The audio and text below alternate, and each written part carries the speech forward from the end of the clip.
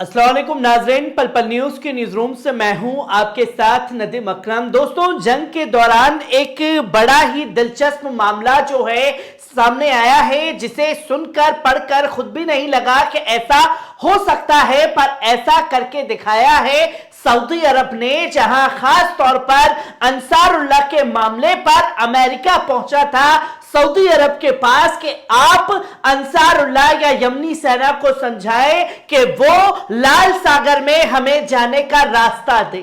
और लाल सागर में अगर हमारे जहाज हैं तो उसे निशाना बनाना बंद करें।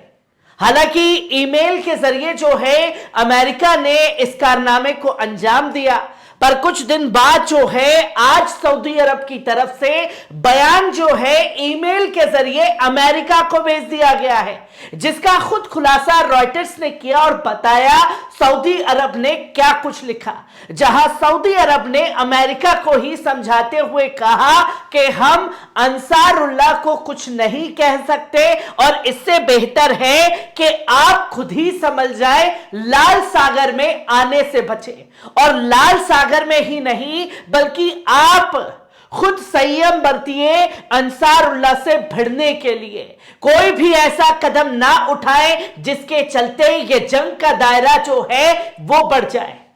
और जले पर नमक छिड़कना किसे कहते हैं, ये कोई हूतियों से सीखे, जहां कब्जा करके उन्होंने ये साफ तौर पर बता दिया कि हमने कब्जा किया है, और कब्जा किए हुए जहाज पर इस तरीके से टहल रहे हैं जैसे पिकनिक स्पॉट के लिए हूती पहुंचे हुए हैं, और तमाम तरीके से रिलैक्स करते हुए जहाज के ऊपर नजर आ रहे हैं,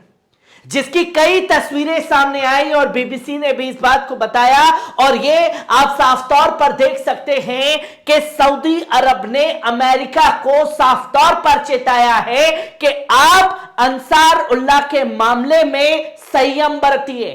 कोई ऐसा कदम आप ना उठाएं। जो कि आप ये देख सकते हैं कि क्लैश रिपोर्ट ने इस बात को बारीकी से छापा है और बताया है कि Saudi Arabia has asked the United State to show restraint in the responding to attack by Yemen Houthi against ship in the Red Sea. Two sources familiar with Saudi thinking said to Reuters as Riyadh seeks to contain spoiler from the Hamas-Israel war। ये जंग का दायरा बढ़े इसलिए आप ही को हम समझाते हैं, आपको समझाया क्या जाता है, आप ही को चेताया जाता है कि आप अंसारुल्लाह के मामले में पूरी तरीके से दूर रहें। जो कि आप ये साफ तौर पर देख सकते हैं कि रॉयटर्स ने इस खबर को बारीकी से छापा है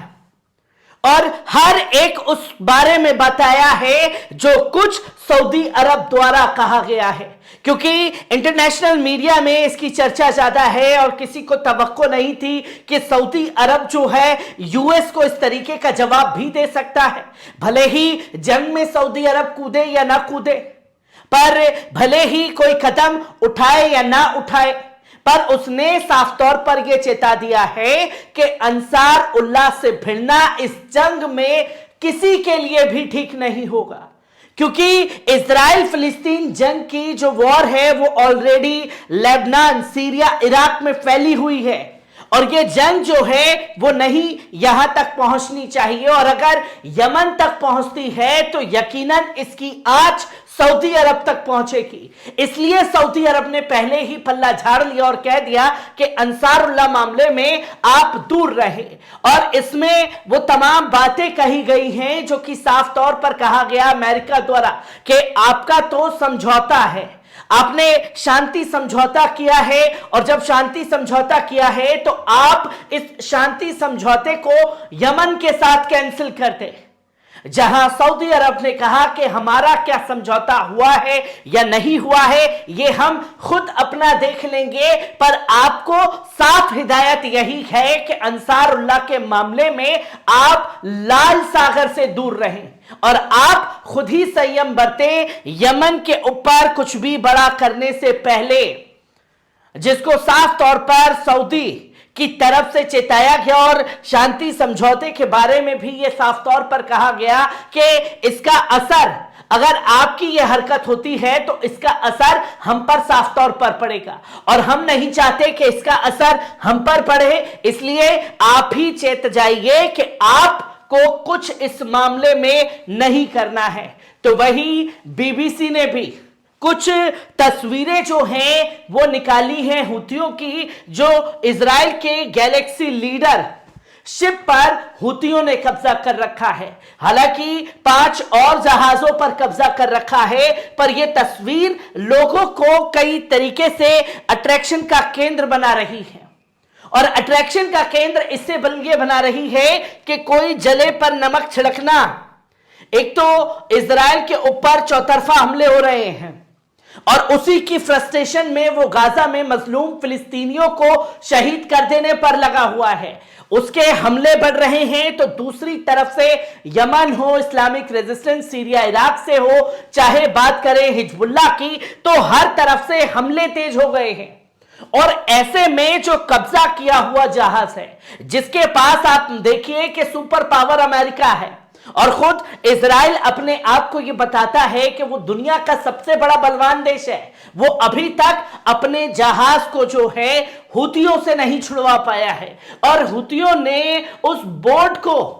इस तरीके से बना दिया है, हाईजेक शिप को, कि जैसे वो लोग पिकनिक मनाने के लिए उस जहाज पर आए हो, जहां पर अरबों खरबों रुपए खर्च करके लोग इस जहाज का सफर करते हैं। और देखें कि किस तरीके से हुतीस जो हैं उसे अपना पिकनिक पॉइंट बनाया हुआ है, किस तरीके से सेल्फीज ली जा रही है। वहीं उसके आसपास जो है हुतियों के सारे जहाज जो हैं तैनात हैं और एक एक करके तमाम लोग जो हैं जहाज के ऊपर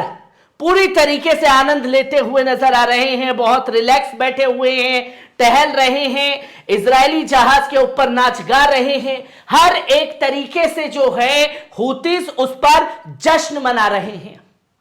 और ये जश्न जो है इजराइल के गालों पर करारा तमाचा है, जो कि ये साफ तौर पर है कि लाल सागर पे सुबह ही मैंने आपको बताया कि लाल सागर से अपना रूट जो है इजराइल ने बदल दिया है। अब जब इजराइल का ये फैसला हो गया है तो साफ तौर पर अमेरिका ने सऊदी अरब से गुहार लगाई और उस गुहार को ठंडे बस्ते में डाल दिया खुद सऊदी अरब ने कि अंसारुल्लाह के मामले से दूर रहें। देखिए कि किस तरीके से पिकनिक स्पॉट मनाते हुए पिकनिक केंद्र बना दिया है पूरी तरीके से हुतीज ने, जो कि वहां हर बड़े कदम उठाते हुए दिखाई दे रहे हैं। जहां एक तरफ खास तौर पर यमन का झंडा लहर रहा है तो वहीं फिलिस्तीन का झंडा भी इजरायली जहाज पर बखूबी लहराता हुआ दिखाई दे रहा है। और यही चीजें जो हैं इजराइल अमेरिका को चुभ रही हैं, जहां सऊदी अरब ने भी अंसारुल्लाह के मामले पर पूरी तरीके से अमेरिका से पल्ला झाड़ लिया है। हर एक पहलू, हर एक तस्वीर आपके साथ जंग के दौरान की साझा करता रहूंगा। दीजिए इजाजत, शुक्रिया।